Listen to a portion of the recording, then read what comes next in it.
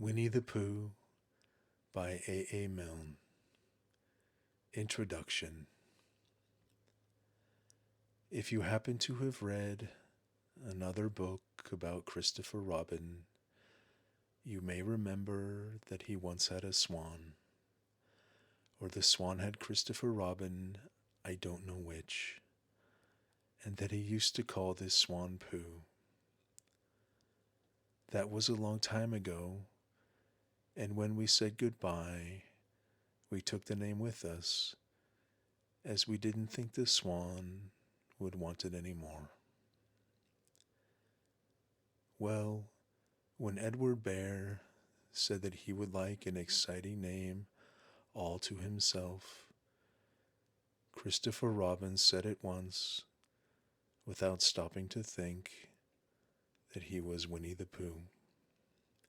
And he was. So, as I have explained the Pooh part, I will now explain the rest of it. You can't be in London for long without going to the zoo.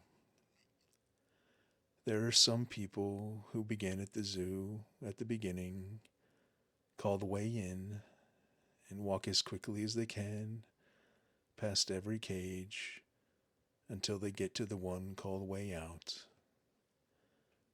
But the nicest people go straight to the animal they love the most and stay there.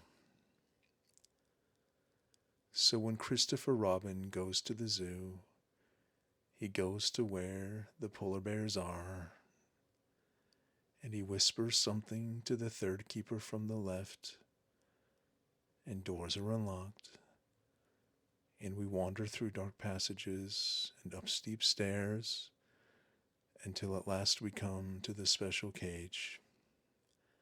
And the cage is opened, and out trots something brown and furry, and with the happy cry of, "Oh, bear," Christopher Robin rushes into its arms. Now this bear's name is Winnie, which shows what a good name for bears it is. But the funny thing is that we can't remember whether Winnie is called after Pooh or Pooh after Winnie. We did know once, but we have since forgotten. I had written as far as this when Piglet looked up and said in his squeaky voice, "What about me?" "My dear Piglet," I said, "the whole book is about you." "So it is about Pooh," he squeaked. "You see what it is. He is jealous because he thinks Pooh is having a grand introduction all to himself. Pooh is the favorite, of course. There is no denying it.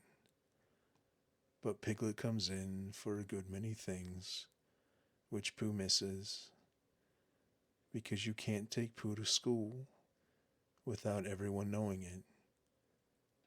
But Piglet is so small that he slips into a pocket where it is very comfortable to feel him when you are not quite sure whether twice 7 is 12 or 22.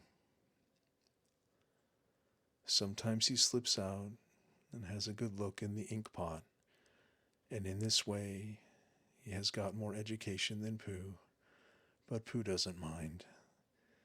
Some have brains and some haven't, he says, and there it is. And now all the others are saying, "What about us?"